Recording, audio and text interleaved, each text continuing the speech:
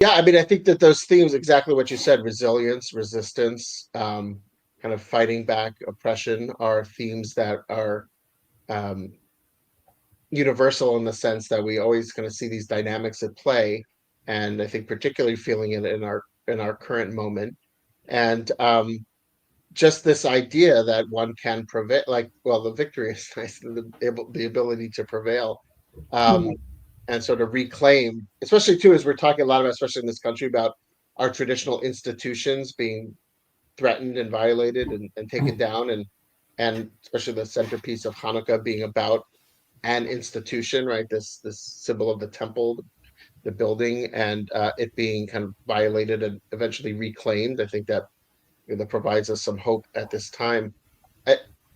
I, one of the things I like to share with about Hanukkah, I'll share now, because I think it is feeling. I've shared in the past with folks, but I think it is feeling particularly potent now. As I said, we have this idea of this story that's called the miracle of Hanukkah, which is the idea that they didn't have enough oil to light um, for enough time in order to create new oil. So they lit they lit the lamp, and it ended up lasting for 8 days, which is again what we sometimes call the miracle of Hanukkah. That this little bit of oil lasted much longer than expected. But I think one of the things I think about is, and I like to share, is that I think the miracle of Hanukkah isn't so much that this miraculous story of a little bit of oil lasting longer. I mean, I think there's teachings there about resources and preservation of resources and like our natural, But I think too that you can imagine they went into this thing and they were here to rededicate the temple, and they only had enough oil that they just assumed would kind of burn out in a day, not enough time. But they lit it anyway, right? They lit it anyway, and then the unexpected happened. And I think that's something we could bring to these times as well, especially as we're feeling kind of overwhelmed and we feel that maybe our little actions aren't really going to do much, or there's only so much we can give, or only so much, right? We're kind of depleted at times. We only have that much, but kind of in keeping with that spirit of the Maccabees, we need to just do it anyway, right? Light it anyway. And we don't know what the impact will be. It could have an outsized impact, or it could inspire others to do more. And if each one of us is doing that little bit, then it all kind of adds up. So I think that that's, a teaching about Hanukkah that, as you asked, is was really kind of resonating with me today, is that especially because we're feeling so overwhelmed, we feel like we don't really have that much to give, but what we have to give is a lot and could have an outside impact. So just do it anyway. Just do it anyway. And I think that's what the Maccabees did, right? They lit it anyway, even thinking it was not going to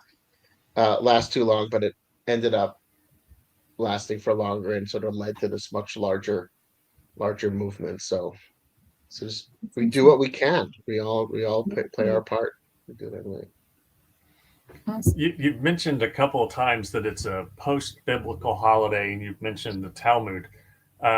For our listeners who are unfamiliar with these sort of ideas, how is it that Maccabees is not in the Hebrew Bible? It's in the Apocrypha. It's in some Christian canons, but not the Protestant canon. It's not in the Hebrew Bible, but you rabbis and Jews refer to it as important. So what's that sort of dividing line like, and what is the Talmud and sort of post, or is it it's rabbinical Judaism, correct? Yeah, yeah. Okay. Yeah. So, yeah, talk a little bit about that for a little bit more background. Mm.